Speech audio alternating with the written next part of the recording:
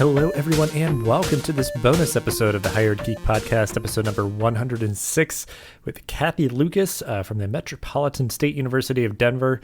She comes to the episode with a wealth of experience, just talks a lot about how her institution has been adaptable through 2020 and all the disruptions that have occurred, and how she's engaged with her community and stakeholders and students and faculty and staff and everybody to really just make sure that everyone is kind of coalescing around shared values of the institution, that their community knows exactly where the institution stands on all the issues that are coming up and are up to date on what is going on and all the things that are needed to know by students around digital learning and all that good stuff. So it was just a great conversation. Appreciate everything that Cathy shared.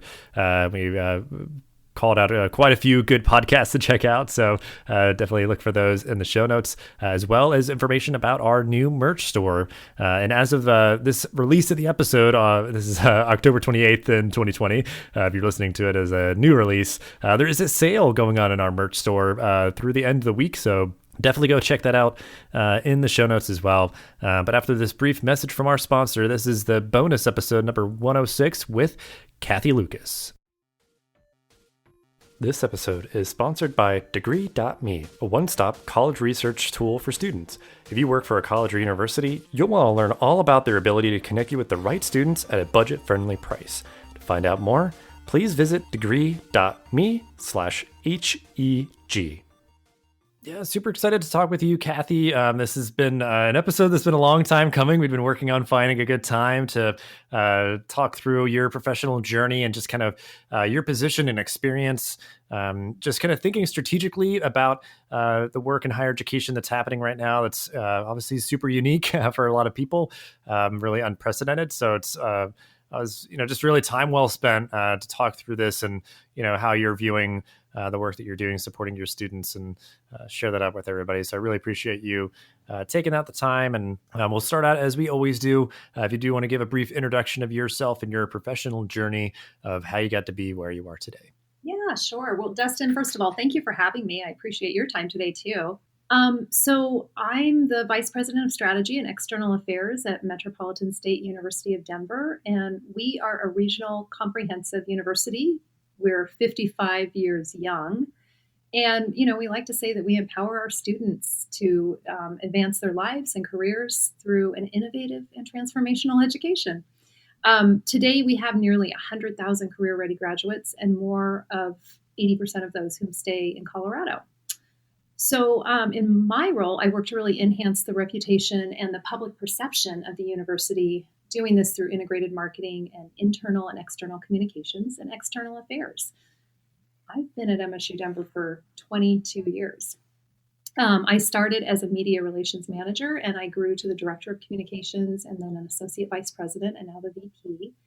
And, I've always continued to take on more responsibility and different work throughout the years. And I have to say, I've had the benefit of someone believing in me early on and giving me a chance to prove myself, to grow and to thrive. I've worked to build our brand from a college that was deemed the school of last hope to now a real vibrant urban university that's adaptable and innovative and makes bold decisions. And during my tenure, we changed the university's name. We've added master's programs. We've built several buildings, including a hotel on campus. We implemented a special tuition rate for our undocumented students, and this was before DACA. And we've created a lot of buzz along the way. Yeah, that's incredible. I mean, just over that length of time, just so much that you've been able to see. And I think, it can be, unfortunately not as common as maybe it used to be, of like people really building their career at one place. And like, obviously you have the benefit of so much knowledge of the context that your institution has worked in over all that time, and just really like committing to kind of a longer term vision of what can be and kind of working towards that versus any just kind of short-term goals, any of those things. Cause obviously like building things and, all that takes a lot of time and, preparing for that. And then really just making sure that, you're kind of doing the best work that you can with any of these, new things that are coming up and maybe stuff that hasn't been working as well. You just having that longer term experience and longer term vision, I'm sure has been super helpful. So I think, we can kind of build on that, and maybe how that has played a part in, you kind of growing at your institution there. So like, kind of taking some time to talk a little bit more about the work that you're doing now, and, I guess giving us some kind of segue and kind of leadway into that. And then certainly, if you want to just talk through any anecdotes of how the work that you're doing now also has changed with this current climate. So, just kind of carry us through, I guess, chronologically, through to this current moment, and then just how it's been changing over these past several months. Yeah, sure. And I think, to your point, it's like I have what's called institutional knowledge. Right. Yeah, but, I can always go back. But yeah, so, my approach has always been to develop a strategy where we can integrate aspects of the university's culture into core messages, and then connect our brand with events or moments that, we really stand for. And we've taken a storytelling strategy of sharing what's possible for our students. Our brand campaign, our advertising campaign right now is Reimagine Possible. And that, I think that really, it's really relevant and really makes sense. We're allowing our students to really reimagine what's possible. But one of the strategies that we did was 3 years ago, we took our traditional public relations and communications approach, and we flipped it on its head, honestly, with brand journalism. And I know you'll probably are going to ask, well, what is brand journalism? Because I'm ready to tell you. But it's where we engage our audience through real reporting and lively storytelling. And so that's the journalism side. And then with our university experts and experiences, and that's the branding.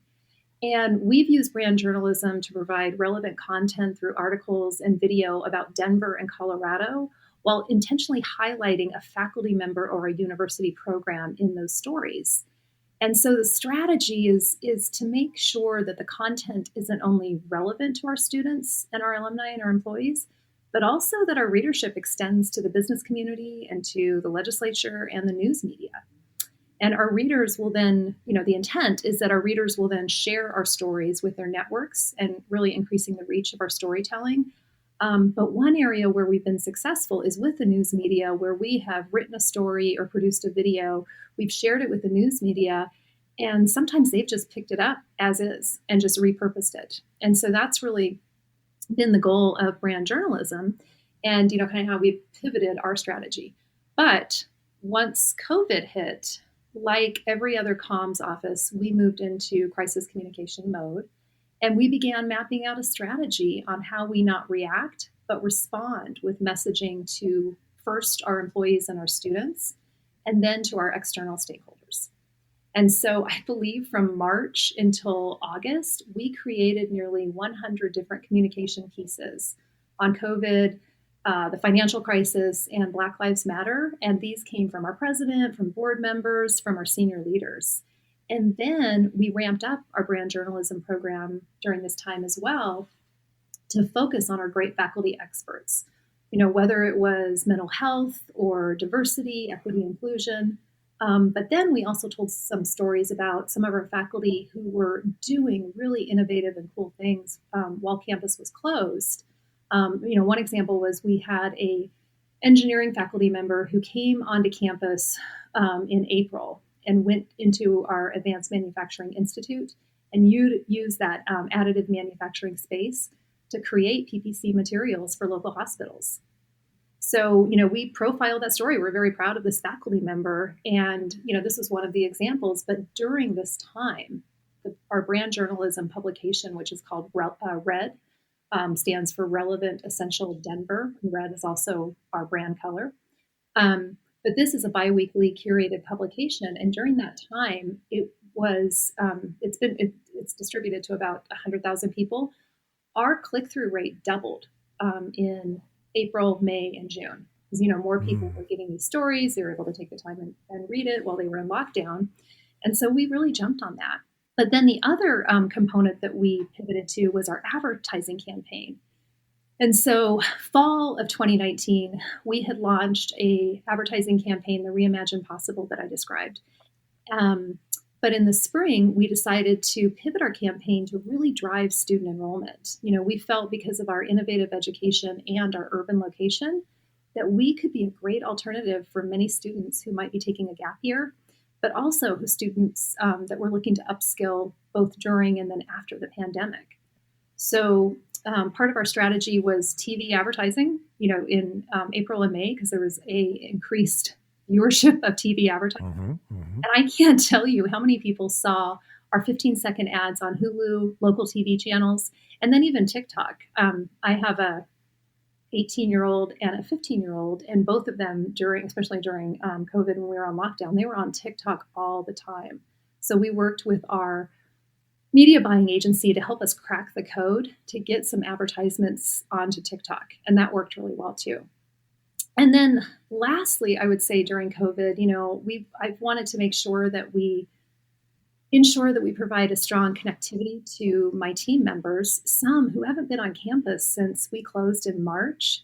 And so, whether it's our daily or weekly or monthly scheduled virtual meetings, we've made sure that we do, kind of icebreakers and games and, just keep it light and fun while we're going over important information. But also we implemented a weekly Connect with Your Colleague, where we had team members spend each week they're assigned to another team member, and they schedule a half-hour call or chat and just talk about personal stuff, not work-related, but just to get to know your colleagues better and really just do kind of a check-in. And then my executive assistant and I worked over the summer with a couple of local nonprofits to mail small gifts directly to our team members' homes, just to let them know that we were thinking about them. So in a nutshell, that's really what's been, we've been focusing on during COVID. Yeah, that's great to hear. I mean, just like kind of a multi-pronged, just very kind of diverse digital strategy there of helping to obviously just do a variety of things. Obviously, just continue to promote yourself and your offerings, and reaching new potential students, and then just keeping your community kind of tightly knit and everything. So I kind of want to focus on the latter there of kind of the community stakeholders that you have. As you mentioned, faculty, staff, students, and everybody. Because really, just to make sure it's like really emphasized, because I think, this is obviously accelerating a lot of people thinking a lot more about their digital strategy, their digital community building, and all those sort of things. So to you, it does take a lot of time and effort, maybe some like new tools that you have to learn and all that. But what makes it worth that effort? Like, what makes this so important to make sure that you're communicating with all of these stakeholders during this time? Because again, I think some institutions and organizations are kind of, recoiling back and trying to just kind of maybe bide their time until they can kind of just get back to what they were doing before. So, what makes this so important, so worth the time and effort and resources? Yeah, I mean, I just think, with communications, you have to be thinking about your stakeholders at all times and the many different lenses, right? I always look at it as, we're focusing on building our brand. We're driving student enrollment. We're building statewide support through advocacy, for funding for higher ed. And then we're continuing to demonstrate our commitment to diversity, equity, and inclusion. That's a lot of stakeholders, so you've got to use a lot of different vehicles to do that. And to your point, some of it is through this well-crafted digital strategy. Some of it is through personal emails and texts and outreach. A lot of it is through social. But then we've also done a lot of town hall meetings with our various stakeholders. We've done town hall meetings with our students, and we've done a few with our alumni. We just did our welcome back for our faculty and staff a couple of weeks ago, with our president. And, over the summer and this fall, we've also been doing some outreach with our external stakeholders, because we have some, business and community members that really want to know how they can help, which is great. But they also want to know, what are we doing? What are you guys doing with diversity? How are you, you're the most diverse university in Colorado, but what are you really doing to ensure that your students feel that they've got that, that they're feeling, your inclusion efforts are resonating with them? So we've had a lot of virtual town hall meetings, and that's proven to be really successful too. We've gotten great feedback on that afterwards, and just the other great thing about virtual town hall meetings is I think our attendance for that has probably tripled. That's been another great effort as well. Because some of these I feel like we're just continually building off of what you've been mentioning, which is great, of kind of the other stuff I wanted to talk about. But because I think that's, to me, just a very important aspect of this is like recognizing like you can reach more people through all these efforts, and that is important.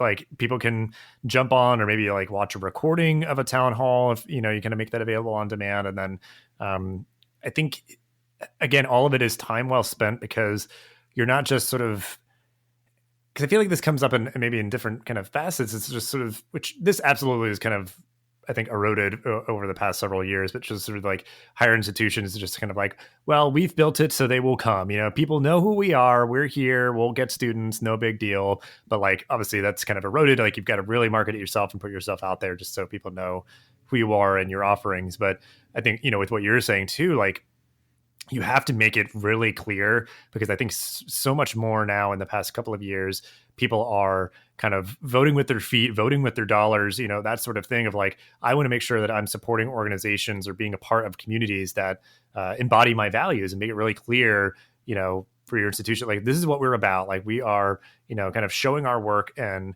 just making it known what we're doing, especially in the kind of diversity and equity and inclusion space. I think some institutions are just going to say like how you mentioned, like, oh, we're just the most diverse institution in the state. So, just kind of, all right, like we're done or whatever. It's like, no, I mean that, and, here's, what else we're working on as an organization or what we're doing for students and those sort of things. So again, it's important to show your work in that way and make sure that your values are known so that people can really see versus just like, assuming that they understand, like that, I don't know, they know, because it's such like everybody's got a lot going on. So, yeah, you're going to continue to put yourself out there and make sure that you are really prominent and all that. So I'm curious, because again, this is, uncharted territory for a lot of folks. And I mean, it sounds like you've been kind of thinking in this kind of mindset for quite some time in terms of like communications with stakeholders and that sort of thing. But I mean, just anything like in hindsight that you feel like you would have maybe done differently, or any moments, because again, I would expect it for anybody in these circumstances, but I think I'm always curious to hear of just like reflection is like, oh, I wish we would have done more of this or less of that, even, like any of that kind of stuff in this current moment. Yeah, any thoughts on that? Yeah, well, it's funny. I think one obvious thing that I wish we could have explained to students and parents and audience and the greater community sooner is synchronous versus asynchronous. So when we went to remote learning in March, I think there were still a lot of people that didn't understand synchronous versus asynchronous. I mean, now that's a common term. I had a virtual gathering with a few friends last week, and that came up. And of course, it's coming up now because it's parents, and so they hear that a lot with K-12, and now they're hearing it in higher ed. But when we were first describing it, I think that was just such an academic term that a lot of people didn't understand it. So, Right. Something so simple, but I'm like, we could have had a glossary on that. But I think the other thing that I wish we would have done sooner, I would say maybe not, would be right now, a couple of weeks ago, we kicked off a weekly highlight of where we're doing a shout out from our president to a faculty member, a staff member, and a student each week. And so we push that out through, mainly through social, but also through our internal publication. And I wish we would have done that sooner, because I think just providing that connectivity and demonstrating, hey, here's a faculty member that's doing some really innovative work, and they're very student centered. It makes just that appreciation and just highlighting these great success stories. It kind of goes back to that don't tell me, but show me. And so I think that's one tactic that I wish we would have done sooner, but I'm so glad that we're doing it right now. Yeah, absolutely. Well, it makes me think, I was just listening to, he's a previous guest on the podcast, but Jeff Young, who hosts the EdSurge podcast, they have this like kind of campus diaries series that they're doing as, students and faculty are going through this fall term. And one thing that they mentioned was about just in the spirit of the first thing that you mentioned of just sort of unfamiliarity with kind of the jargon and the terminology of like digital education. Something else was that there's like, proctoring software and, these different things that you have to use if you're like taking an exam remotely, and people are just sort of like kind of weirded out of like, oh, wow, wait, so this is like watching me, or is it like capturing like, keystrokes, right? Like there's a lot of like confusion and sort of apprehension about these things. And it's really like, some people were noting, it's like, well, I mean, they went from like nothing, like you just kind of were in a room with somebody looking over you, and that's kind of familiar, to kind of what feels as though it's really like a dramatic shift. And, again, you could kind of get ahead of that if were a little bit more forthright with like explaining, okay, this is how we do digital education, the tools, and how things are done.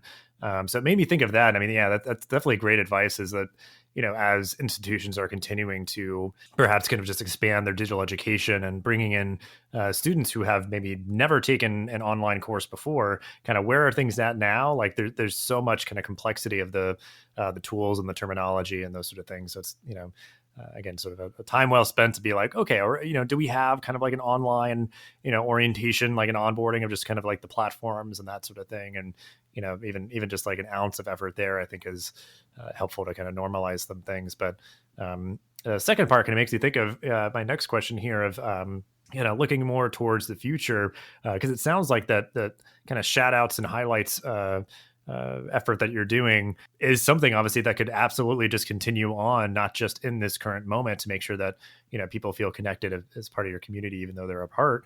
So yeah, this is something that's really just on my mind a lot, as institutions have done a lot more that they've never done before, is thinking like, are you going to still be doing that? Like say like a year from now, if things are better, are you going to still be doing all of this digital community building? Or, is it going to kind of like fizzle out because some people are just kind of begrudgingly doing things because they have to, there's no other way. So I'm curious kind of what your thoughts are of like, I mean, your work, but also like institutionally, anything you're aware of, and just kind of like what you've seen work really well and you feel like you're going to be committing to even kind of moving forward once, things are back to quote unquote normal. Yeah, well, and to go back to the, even online and doing, talking about jargon, we are working on a video right now for when we're for recruiting students of what you can expect from an online course, because there's a lot of misnomers out there. So we just want to have a video that's on our website that we'll be pushing out through social and other channels as well. But, if you're a student, it's just a quick 60-second video. What do I expect if I'm taking an online class?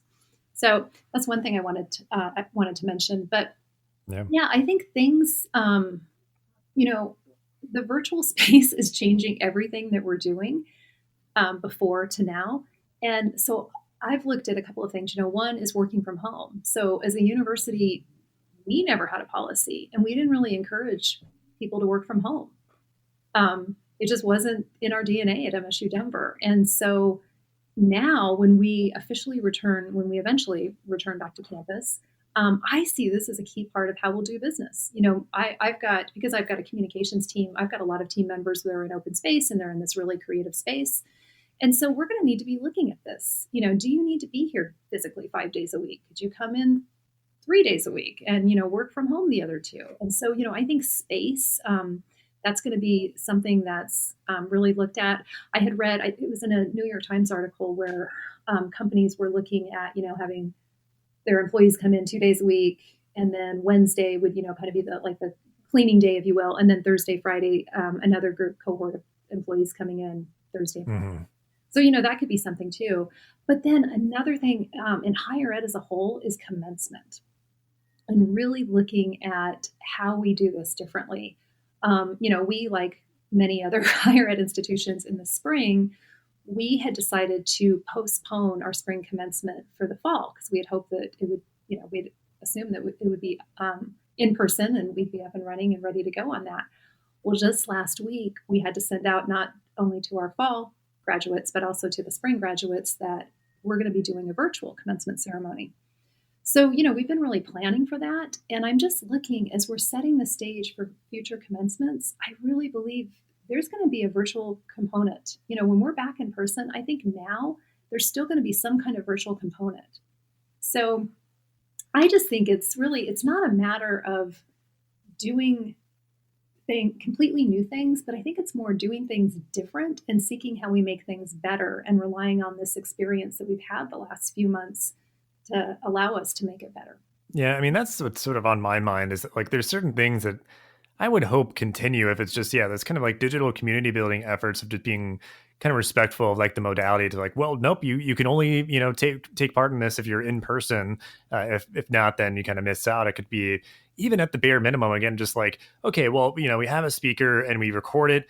and then we upload, that high quality video to be available on demand on YouTube or elsewhere. But, it doesn't even have to be, live streamed at the same time, because sometimes that gets a little bit complex. But, and that's the idea of like, okay, well, we could do, this traditional commencement, but then, just have some sort of like virtual aspect to it to kind of bring people together. And I've thought about this a lot, and I'm hopeful that these things continue to be parts of conversations about how these, sort of seminal campus events and things are planned, since increasingly there's just going to be more and more entirely online students, or kind of hybrid students, or, just even for those like commuter adult learners who just may find it difficult to commit the time to go on campus for something,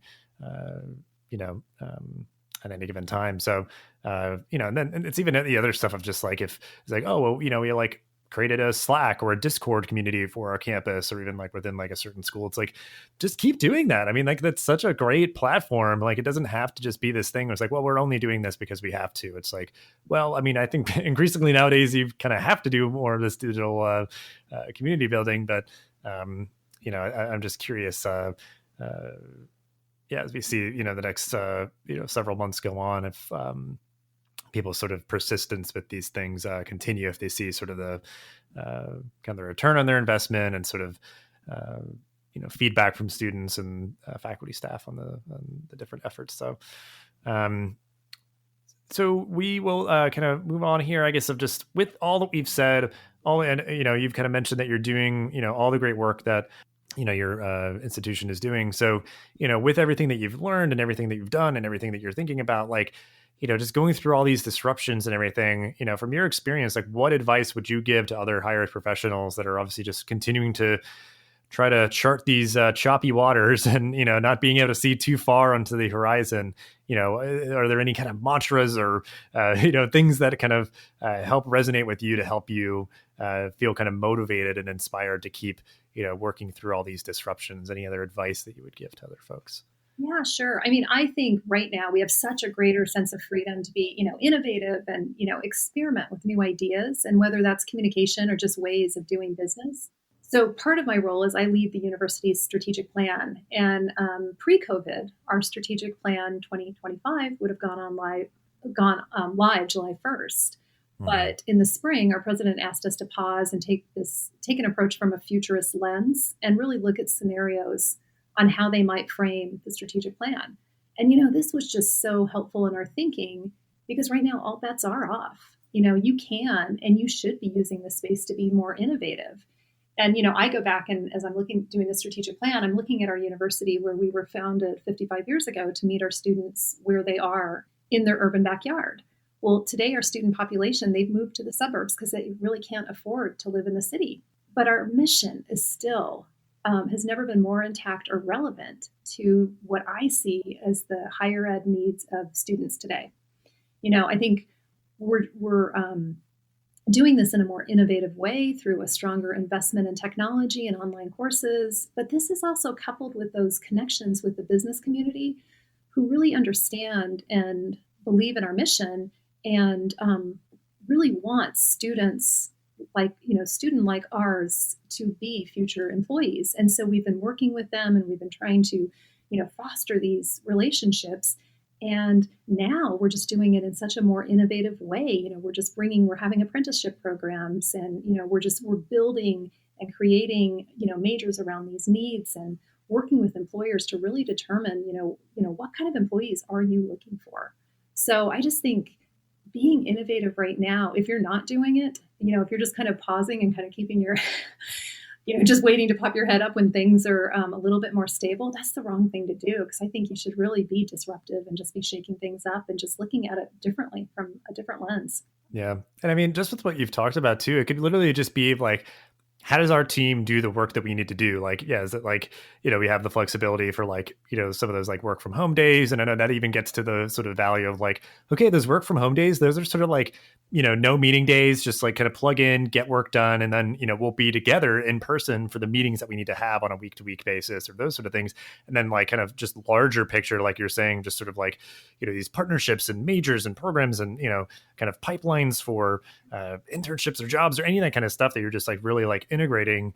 And I'm always just reassured by, because I completely agree with you that I think this is the time to maybe take some chances, think more bigger picture and longer term, like I kind of was talking about at the beginning of this episode. But because, I think that there's definitely, I can see it both ways, that some people are going to be more risk adverse right now as like budgets might get tight and those sort of things. It's like, I think you have to at least start to think about, as we've kind of had to like recoil and recalibrate, there are so many opportunities to innovate, looking towards the future and not just being like, well, when can we just get back to how things were and just kind of keep doing them the way that we were doing them before? Because absolutely, the world on the other side of this is going to be vastly different. So you're going to want to be, anticipating that a little bit, and just kind of, just thinking more long term. So I will emphasize as well the impetus for just like, this is the moment for innovation, because I definitely support that. Yeah, and we're just not going to be returning to that, nor to the way things were. That's just, I don't see that as happening. So yeah, you just have to be trying to look ahead and just analyze these different scenarios of what you think might be happening, and it just helps you be better prepared. Well, yeah, and I'd imagine, just really briefly here too, like I'd imagine, again, at this point, institutions can see like, oh, wow, there's a lot more demand for digital education than we may have thought that there'd been before. Like students are taking it up more readily. Like, maybe there wasn't as much of an impact on your retention and like, those sort of things, or just the feedback of like, wow, that, people have really enjoyed the way that we built our courses, and, those sort of things that could be like, okay, well then let's, invest more in that, and like take the cues maybe, from what has been happening and what, your stakeholders have thought of the efforts that you've done.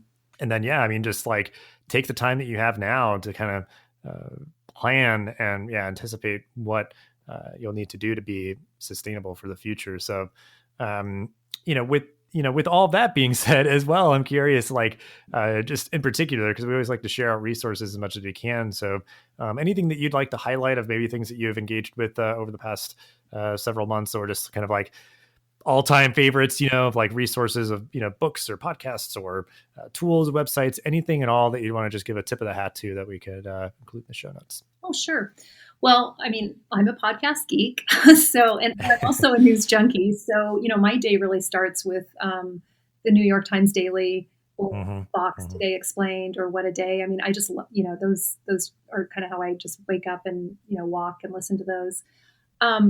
I also love Mind Candy. And so I've been listening to those. I love listening to true crime podcasts.